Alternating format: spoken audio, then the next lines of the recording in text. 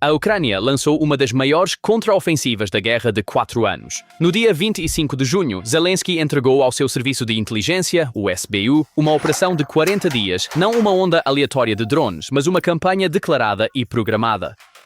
Seu objetivo, em uma única frase, é forçar o agressor à paz. Em outras palavras, forçar Putin a recuar usando a força e fazê-lo aceitar a derrota. E esta foi uma declaração de intenção clara. O que quer que seja atingido daqui em diante, a mensagem permaneceria a mesma: mudar a mente de Putin de forma voluntária ou à força. Horas após a declaração na noite de 26 de junho de 2026, mais de uma dúzia de regiões russas estavam sob ataque, e tanto o momento quanto os alvos deixaram claro que isso não era coincidência. Foi o primeiro ato de uma campanha declarada. Uma pergunta permanece: onde esse relógio de 40 dias para e por que essa data, 4 de agosto, deveria perturbar o Kremlin? Para interpretar corretamente esses 40 dias, uma distinção é essencial. Tecnicamente, Zelensky não emitiu uma ordem de ataque, ele construiu uma estrutura. Até o nome da diretiva que ele deu ao SBU revela isso, uma operação para influenciar o agressor. Durante 4 anos, a conversa de paz da Rússia sempre soou vazia. Desta vez, é a Ucrânia que está definindo o quadro desde o início. Agora, para esse calendário, 25 de junho mais 40 dias cai em 4 de agosto e essa janela está longe de estar vazia. Dentro dele está a cúpula da OTAN em Ankara nos dias 7 e 8 de julho. Dentro dele, 4 de julho, 250 anos da América, e no seu final, 2 de agosto, o dia das tropas aerotransportadas da Rússia. E há aquele fantasma. Em agosto de 1991, o líder soviético Gorbachev foi para sua dacha na Crimeia em 4 de agosto. Esse feriado se tornou o início de um golpe fracassado e do colapso da União Soviética. Vamos ser claros, isto não é uma profecia, mas uma ressonância. No entanto, cair em tal data é uma mensagem silenciosa para aqueles que conhecem sua história. Os alvos estão mudando também. Enquadramos esta campanha como petróleo. Ataque às refinarias. Corte o dinheiro do Kremlin. Verdade, mas talvez o que importe mais seja a base industrial. Dias atrás, a Ucrânia atingiu a fábrica de semicondutores em Voronezh, que fabrica os eletrônicos para o Panzer, o Iskander e o Kak-101, e fez isso com mísseis de cruzeiro Storm Shadow. A lógica é simples. Cortar o dinheiro é uma coisa. Cortar a fábrica significa que a arma nunca chega à frente de batalha. O alvo não é um exército faminto, é um desarmado. E agora para a verdadeira questão. Vamos dizer logo de cara, tudo a partir deste ponto é análise e possibilidade, não intenção confirmada da Ucrânia. Primeiro, uma rápida olhada nesse primeiro movimento visível. Na noite de 26 de junho, a Ucrânia atingiu mais de uma dúzia de regiões russas e naquela mesma manhã a administração de ocupação da Crimeia, os governadores nomeados pelo próprio Putin, foi forçada a declarar estado de emergência em toda a península. Meses de bloqueio por drones cortaram o combustível, a energia, a ferrovia e as balsas uma por uma, transformando a península de uma fortaleza em um passivo. Cobrimos aquela noite em um vídeo separado, mas o resumo é claro. O cerco está funcionando, a pressão está apertando. E se esse primeiro movimento visível também for uma isca? Considere isso. A pressão sobre a Crimeia já forçou a Rússia a concentrar suas defesas aéreas mais caras ao longo da linha Moscou-Valdai-Kerch, fixando a atenção russa em um só lugar. A primeira possibilidade, a Ucrânia mantém a Crimeia em risco como está, mas desloca o peso real para o norte, em direção a Moscou. Ela tem centenas de milhares de drones. Com ataques constantes ao redor da capital, pode manter as defesas aéreas russas presas lá em pânico. Um drone barato pode imobilizar uma bateria de $1 milhão. Zelensky confirmou que a Rússia está deslocando suas defesas aéreas para proteger Moscou. Uma segunda possibilidade, uma dimensão terrestre surpresa. Ataque às concentrações militares em Belgorod, Kursk, Rostov e Bryansk ao longo da fronteira com a Ucrânia para aliviar a pressão sobre Donbas e Kharkiv. Então, talvez um avanço terrestre a partir da direção de Kharkiv ou Sumy. Mantenha a proporção aqui. A Ucrânia tem um sério problema de mão de obra e sua própria guarda de fronteira diz que não há preparação para uma nova frente. Portanto, isso é distribuição de pressão, não conquista. E um terceiro, talvez o plano final. Se o alvo real é a Crimeia, bombardeia antes que possa se recuperar e acelere a fuga dos civis. A Ucrânia pode não lançar uma operação terrestre na Crimeia antes que os civis saiam, e é exatamente por isso que ainda não cortou totalmente a ponte de Kerch. Analistas ucranianos disseram claramente, eles poderiam destruir a ponte, mas ainda não o fizeram para que civis e soldados possam sair. Essa fila de fuga de 10 km pode ser exatamente o que se pretende. Há também a chance de um desembarque anfíbio, barcos, drones, navios-mãe, altamente especulativo. Mas aqui está o truque. O próprio boato é uma arma. Mesmo com baixas probabilidades, apenas falar sobre isso semeia ansiedade entre a população da Crimeia e os planejadores de Moscou. E se você não fizer nada, você é o responsável quando isso acontecer. Todas essas coisas podem ser verdadeiras ao mesmo tempo. A verdadeira arma é a própria incerteza. A Rússia tem que defender tudo ao mesmo tempo, dispersando suas forças e suas defesas aéreas. Qual é a isca? Qual é o plano final? Ninguém sabe. Trate com desconfiança quem apresentar isso como um plano certo. E isso faz parte de um mapa muito mais amplo do que a Crimeia. Dê um passo atrás, e o que a Ucrânia está fazendo não são alvos isolados. Está fechando as portas da Rússia para os mares, uma por uma. 4 águas separadas, uma lógica. Primeiro, o Mar Negro. Com quase nenhuma marinha própria, a Ucrânia expulsou a frota russa do Mar Negro das águas abertas com drones e mísseis.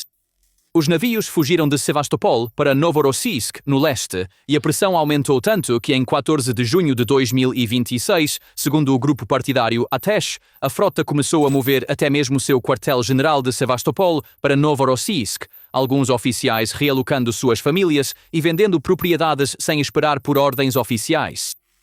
A Rússia não pode mais operar com segurança no noroeste do Mar Negro. A ideia de um assalto anfíbio a Odessa, que já foi um objetivo principal, está fora de questão. Uma vez em Sevastopol, enquanto em maio, um depósito de petróleo em Novorossiysk, o novo abrigo da frota, também foi atingido. Então, a Ucrânia, com quase nenhum navio de guerra próprio, derrotou efetivamente uma frota inteira. Em segundo lugar, o Mar de Azov, o lago interno da Rússia. Esta bacia fechada que abastece a frente sul através dos portos de Mariupol e Berdyansk é tanto uma linha de suprimento quanto um abrigo para parte da frota. Naquela noite, os drones também alcançaram os céus sobre Azov. Então, até mesmo a água que a Rússia considerava mais segura já não é intocável. E à medida que Azov fica sob pressão, reabastecer a Crimeia pelo sul torna-se ainda mais difícil. Cada elo quebrado na logística do sul sobrecarrega um pouco mais o corredor terrestre restante. Terceiro, muito mais ao norte, o Báltico. A Ucrânia atingiu os 2 maiores terminais de exportação de petróleo do Báltico da Rússia, Ust-Luga e Primorsk, juntos cerca de 2 milhões de barris por dia, repetidamente, consecutivamente dentro de uma única semana. O ritmo foi tão intenso que observadores escreveram que Kyiv estava tentando destruir esses portos além do reparo. O resultado é claro. Em apenas uma semana, de 22 a 29 de março, as exportações de petróleo russas caíram 43%, custando aproximadamente $1 bilhão em receita perdida. Além disso, surgiu um efeito colateral perigoso. Alguns drones desviaram-se do curso e caíram no espaço aéreo dos membros da OTAN Lituânia, Letônia, Estônia e Finlândia, uma nova veia de tensão na ala leste da aliança. E mais distante de todos, o quarto, o Cáspio. O delta do Volga, em Astrakhan, é a porta de entrada da Rússia para as peças dos drones Shahed que chegam do Irã. O porto Olia é o centro logístico desse suprimento.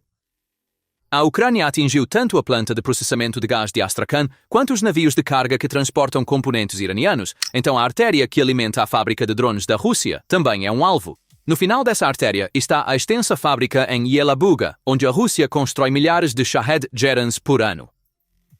Cortar a rota do Cáspio significa tentar sufocar essa fábrica na sua origem. O Mar Negro, Azov, o Báltico, o Cáspio, 4 mares separados. Uma doutrina para selar as portas de exportação, reabastecimento e aquisição de armas da Rússia, uma por uma.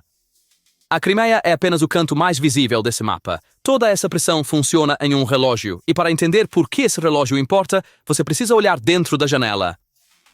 Bem no meio do período até 4 de agosto está uma alavanca diplomática, Ankara. Nos dias 7 a 8 de julho, os líderes da OTAN colocarão na mesa a transformação que Washington chama de OTAN 3.0. O objetivo de gastar 5% da renda nacional em defesa e novos mecanismos de financiamento para a Ucrânia. O Fórum da Indústria de Defesa, em 7 de julho, abordará a produção de armas transatlânticas. Para Zelensky, esta cúpula é uma chance de extrair compromissos concretos do Ocidente no auge de uma campanha de pressão de 40 dias. Assim, a operação pode ser cronometrada para fazer a Rússia parecer o mais fraca possível e a Ucrânia o máximo vencedora possível, bem antes das partes se reunirem em Ankara, um relógio e também um holofote.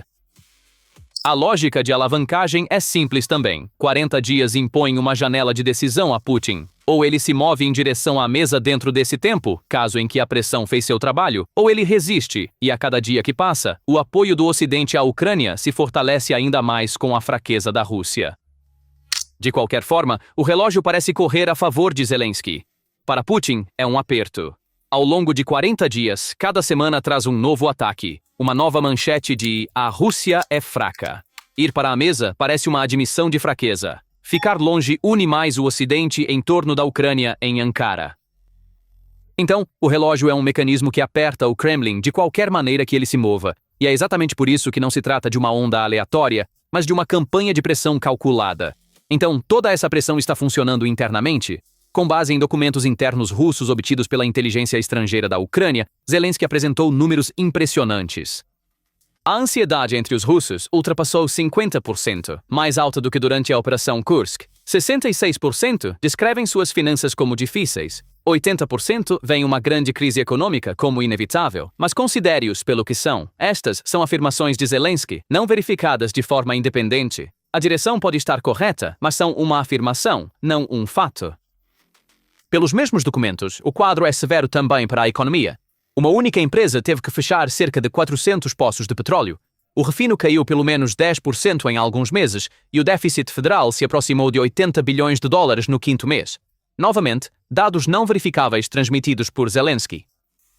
Há também uma nota independente. A Bloomberg estima que, apesar dos altos preços do petróleo, a economia da Rússia pode ter contraído no primeiro trimestre do ano. Há também uma base verificada. O Ministério da Defesa da Rússia disse que derrubou 8.849 drones em maio, bem acima dos 3.676 de janeiro, e aproximadamente um terço dos ataques ucranianos bem-sucedidos de 2026 ocorreram apenas em junho. Então, o volume da pressão é real. O que está em disputa é quão profundo é o impacto interno, e a rua tem mão dupla. Na semana passada, o volume de mísseis e drones da Rússia foi relativamente baixo, e um volume baixo é frequentemente um sinal de que um grande ataque está sendo acumulado. No mesmo período, a usina de Kremenchuk foi atingida. 6 pessoas ficaram feridas em Zaporizhzhia, e a situação continuou em Kostiantynivka.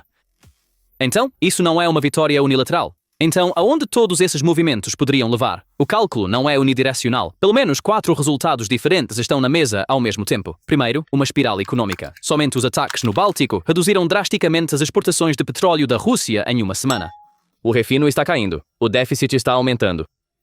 Se esse ritmo se mantiver, a torneira de receita que financia a guerra se estreita. Além disso, este não é apenas um problema da Rússia. Só Ust-Luga fornecia cerca de 8% das exportações globais de nafta, e esses ataques repercutem no mundo ao mover os preços do petróleo. Mesmo assim, isso é um estrangulamento lento, não um colapso repentino. O petróleo bruto da Rússia continua fluindo através de sua frota sombra. Segundo, e mais perigoso, o risco de transbordamento para a OTAN. Nos ataques no Báltico, alguns drones caíram na Lituânia, Letônia, Estônia e Finlândia. Um drone sobre Odessa acionou um alerta e mobilizou jatos na vizinha Romênia. A inquietação, que começou há um mês, quando um prédio foi atingido na Romênia, coloca o reflexo do artigo 5 da OTAN um pouco mais na agenda a cada novo incidente.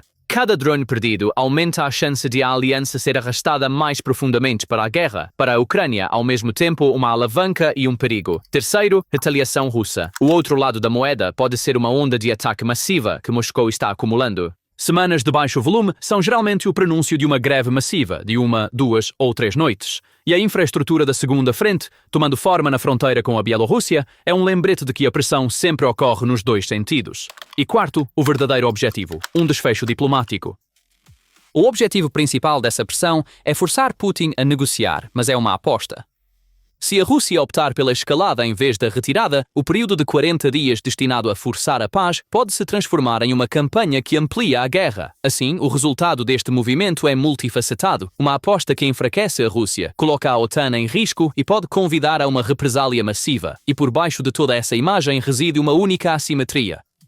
Um drone de 50 mil dólares pode ameaçar uma bateria de defesa aérea de 1 milhão de dólares ou um terminal de petróleo inteiro. A Rússia tem que defender 4 mares, 2 capitais e uma península ao mesmo tempo. A Ucrânia, com uma ferramenta caseira barata e inesgotável, pode deslocar a pressão para onde quiser. A longo prazo, é o lado caro desta equação desequilibrada que se desgasta. Para entender como este bloqueio marítimo estratégico está causando devastação física no terreno, vamos agora olhar para a frente sul, Zaporizhzhia. Putin tinha realmente planejado tudo. O canto sudeste do Oblast de Zaporizhzhia, a linha Orikiv-Stepnohirsk-Kamiansk, foi a zona ofensiva mais sangrenta na frente sul ao longo de 2025. A Rússia havia comprometido suas unidades mais pesadas aqui, o 58º Exército de Armas Combinadas, a 7ª Divisão Aerotransportada, a 104ª Divisão Aerotransportada e elementos da 42ª Divisão de Fuzileiros Motorizados. O plano era uma manobra de 2 flancos, avançando para leste a partir de Huliaipol e para oeste a partir de Orikiv para apertar a cidade de Zaporizhzhia. Stepnohirsk e seus arredores foram parcialmente capturados para esse fim e a rodovia I-105, a principal artéria norte-sul que leva a Zaporizhzhia, estava sob ameaça. O avanço foi lento e custoso, cada metro pago com sangue, mas a Rússia estava ganhando terreno e o Kremlin relatava que a ofensiva sul estava em andamento. Na primavera de 2026, esse cenário começou a mudar. Quando as forças ucranianas aumentaram a pressão dos drones na frente sul, formou-se um limiar que alterou fundamentalmente o ambiente operacional para as tropas russas. Mudar de posição tornou-se arriscado, o movimento em terreno aberto ficou cada vez mais difícil e os comboios de reabastecimento tornaram-se alvos a cada vez. Em 2025, uma posição russa experimentava uma média de 3 a 5 contatos FPV por dia. Em maio de 2026, esse número havia aumentado para 10 a 15 por hora. Isso não foi apenas um aumento quantitativo, foi um limiar que alterou fundamentalmente o ambiente operacional para as forças russas. Mudar de posição tornou-se arriscado, o movimento em terreno aberto ficou cada vez mais difícil e os comboios de reabastecimento tornaram-se alvos a cada vez. Drones do tipo Hornet de médio alcance aprofundaram essa pressão. Alvo autônomo com inteligência artificial, capacidade de visão noturna, resistência à guerra eletrônica e um alcance superior a 150 km. Os sistemas de guerra eletrônica existentes da Rússia não estão alcançando os resultados desejados contra esses drones, e enquanto a Rússia trabalha em contramedidas, os Hornets entraram em implantação em massa no início de maio, e a Rússia não conseguiu acompanhar. A arquitetura de drones em 3 camadas, FPVs a curta distância, Hornets a 150 km de profundidade, drones de reconhecimento fornecendo vigilância 24 horas, continua a reduzir o espaço de manobra das forças russas. Grupos locais no Telegram relatam enxames de drones sobre Kamenkad-Dniprovska, Vodiane e Enerhodar a cada 20 a 30 minutos. Comboios de reabastecimento russos estavam sendo atingidos com frequência crescente. Cada caminhão na I-105 e nas estradas secundárias estava em risco. Essa pressão tecnológica começou a produzir resultados concretos no terreno. À medida que a ligação de abastecimento entre as unidades enfraquecia, a resistência na linha de frente também começou a se deteriorar. Além disso, enquanto a Rússia perdia recursos no sul, os reforços não estavam chegando de outras frentes. A operação na barragem de Belgorod já havia interrompido a artéria de abastecimento de Vovchansk. A interrupção do Starlink em fevereiro abalou a rede de comando e a queda de Kupiansk desviou a atenção do grupo Zapad Oriental. Com a pressão simultânea aumentando em todas as frentes, a profundidade operacional da Rússia se estreitou. As reservas disponíveis para o sul diminuíram constantemente. Esta variável não existia na equação do plano de Putin, e o Estado-Maior da Ucrânia vinha esperando pacientemente que essas condições se formassem. Quando a 128ª Brigada de Assalto de Montanha e a Unidade Especial Artan do HUR lançaram seu contra-ataque, as linhas russas não conseguiram suportar a pressão acumulada. O vento no sul começou a virar contra a Rússia. 18 de maio de 2026, a Unidade Especial Artan do HUR limpou as principais posições em Stepnohirsk das forças russas em uma operação noturna. As ações de assalto foram realizadas de maneira coordenada, com reconhecimento aéreo e ataques de precisão. Imagens geolocalizadas mostraram veículos blindados ucranianos operando no entroncamento. I-105, uma área marcada como controle russo, confirmado no mapa Deep State apenas alguns dias antes. Por que Stepnohirsk é tão importante? A cidade fica a 30 km ao sul de Zaporizhzhia, na I-105. A Rússia vinha usando seu controle dessa posição para planejar trazer Zaporizhzhia para o alcance da artilharia. Combinado com avanços em direção a Primorsk, isso criou a possibilidade de apertar a cidade de 2 direções. A mudança de controle de Stepnohirsk enfraqueceu seriamente o braço ocidental desse plano. O analista Passi Paroinen, do grupo Blackbird, com sede na Finlândia, avaliou que a Ucrânia havia lançado uma série de contra-ataques na direção de Stepnohirsk e que a situação poderia ser estabilizada em breve. No final de maio, Stepnohirsk foi confirmada totalmente sob controle ucraniano. A unidade especial Artan do HUR completou a operação que começou em 18 de maio. Como centro administrativo do distrito de Vassilivka, a cidade esteve sob ocupação desde o início de 2022. Sua libertação tem peso tanto simbólico quanto operacional. As perdas não pararam em Stepnohirsk. A Ucrânia expandiu seu contra-ataque. Os relatórios do Instituto para o Estudo da Guerra, de 16 a 22 de maio, documentam avanços simultâneos ucranianos em 4 direções diferentes ao redor de Orikhiv, a noroeste de Stepnohirsk, a oeste de Stify, a sudoeste de Piatikatki e a sudeste de Mala-Tokmachka.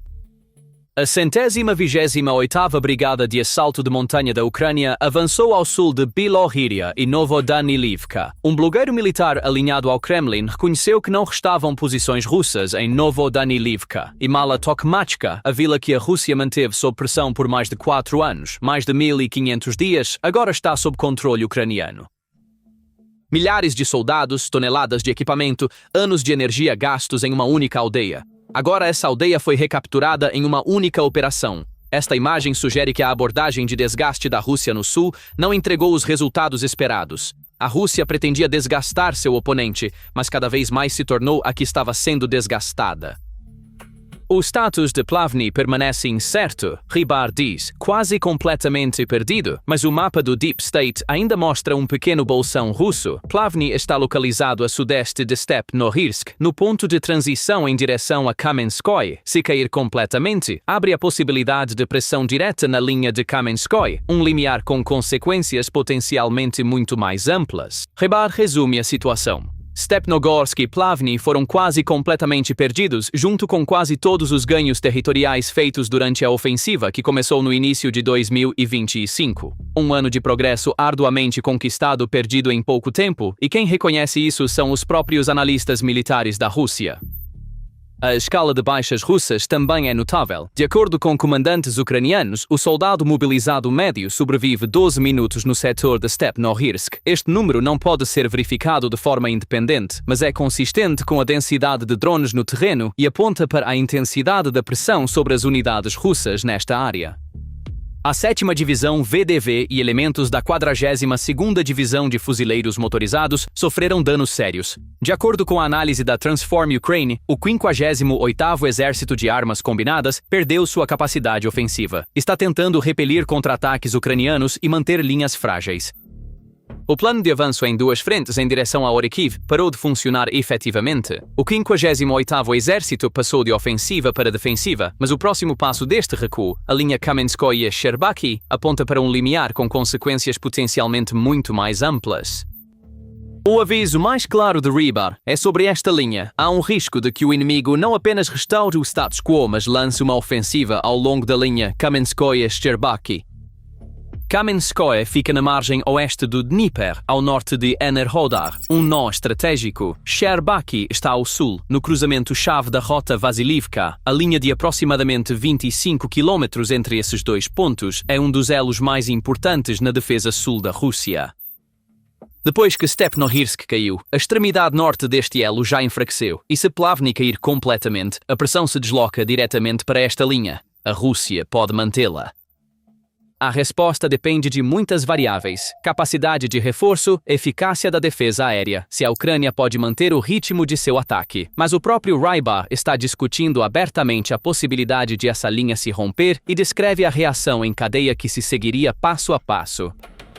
Na primeira fase, a Rússia precisaria enviar reforços em direção a Vassilivka. Vassilivka é o ponto de convergência onde as rotas de abastecimento do sul se encontram, mas as estradas que levam até lá já são rotas frequentemente alvo de ataques de drones ucranianos. Um ciclo vicioso surge aqui. Você quer enviar reforços, mas o que você envia corre o risco de ser atingido na estrada. Se você não enviar reforços, a linha enfraquece, e à medida que a linha enfraquece, uma área maior se abre. Se Vassilivka não puder ser mantida, a segunda fase pode entrar em ação. A retirada se estende até Tokmak. Tokmak é o último grande nó defensivo da Rússia no sul, mas entre Tokmak e Zaporizhzhia estendem-se 70 km de estepe aberta e entre Tokmak e Berdiansk, 80 km. Este terreno plano não oferece características defensivas naturais, sem rio, sem montanhas, sem floresta. Não há evidências de que a Rússia construiu novas fortificações nesta área durante 2025. Todos os recursos foram gastos na ofensiva. Quando a ofensiva parou, o que restou foi um terreno aberto com infraestrutura defensiva fraca. O pior cenário de Rybar surge aqui. Estabilizar a situação exigirá o envio de forças adicionais em direção a Tokmak e mais adiante em direção a Berdiansk e Mariupol. As entregas de carga civil nessas rotas já estão severamente interrompidas. A espinha dorsal logística do sul da Rússia já está sob pressão. A gasolina na Crimeia está sendo racionada com cupons e comboios de reabastecimento que se dirigem para o sul estão sendo atingidos por fogo de drones. Nessas condições, deslocar forças adicionais para o sul é possível no papel, mas muito difícil na prática. Se este cenário se materializar, a estrutura de defesa do sul da Rússia seria seriamente enfraquecida e a conexão terrestre da Crimeia estaria sob ameaça direta. A guarnição de 25 a 30 mil soldados na Crimeia, remanescentes da frota do Mar Negro, unidades do FSB, elementos de defesa aérea, poderiam enfrentar o risco de isolamento. Claro, a Rússia ainda tem opções para manter esta linha: novos destacamentos de unidades, reforços de defesa aérea, ajustes táticos. Mas quem está descrevendo este cenário não é a Ucrânia. É o Rybar, uma fonte pró-Rússia próxima ao Kremlin. Se ele está discutindo abertamente esses riscos, a situação no terreno pode ser diferente das declarações oficiais. E bem ao lado da linha Kamenskoye, uma ameaça de outro tipo aguarda, uma zona onde até as armas mais poderosas da Rússia são ineficazes. Na mesa 2, os lados estão traçando suas linhas. Putin ainda diz que só conversará com base no que ele chama de Fórmula do Alasca. No entanto, o secretário de Estado dos Estados Unidos, Rubio, afirmou que tal acordo nunca existiu, que o Alasca produziu apenas uma proposta. Segundo a leitura do Kremlin, na cúpula do ano passado, Trump estava aberto a entregar Donbas à Rússia e congelar a linha de frente. Moscou chama isso de espírito de Anchorage. Rubio rejeitou, dizendo ao Congresso que eles não são mediadores neutros, que armam apenas a Ucrânia. Macron, por sua vez, disse que a Europa adotou uma declaração pró-Ucrânia no G7. À medida que essa pressão externa aumenta, uma questão muito mais antiga ganha peso internamente. O que vem depois de Putin? Desde 1917, 5 dos 9 líderes da Rússia morreram no cargo. Os 2 que saíram vivos, Gorbachev e Yeltsin, foram afastados por um golpe ou suas consequências. Os nomes mencionados hoje incluem o primeiro-ministro Mishustin, Alexei Dyumin do Conselho de Segurança, Patrushev e o prefeito de Moscou Sobyanin, mas nada é certo. É um lembrete de que a fragilidade do regime é uma dimensão tão real quanto a pressão no campo de batalha. Portanto, 40 dias é mais do que um relógio. É uma aposta, uma narrativa e uma campanha de pressão. O primeiro movimento visível é a Crimeia, mas por baixo pode haver uma distração, um engodo ou um plano final. E esta é apenas uma parte de um cerco muito mais amplo, que se estende do Mar Negro ao Cáspio, forçando a Rússia a defender 4 mares ao mesmo tempo. Essa é a verdadeira arma, a própria incerteza. Ainda assim, vale lembrar que executar um cerco tão amplo de uma só vez é uma aposta que estica os próprios recursos da Ucrânia ao limite. Mas o fim desse relógio, 4 de agosto, cai na mesma semana em que um líder do Kremlin foi pela última vez à Crimeia e voltou para um golpe. Isso não é uma profecia, mas Zelensky conhece sua história, Putin também. A contagem regressiva começou. Se você gosta de geopolítica e do tipo de análise que você não encontra facilmente na mídia tradicional, não se esqueça de curtir o vídeo e se inscrever no canal. Vejo você no próximo.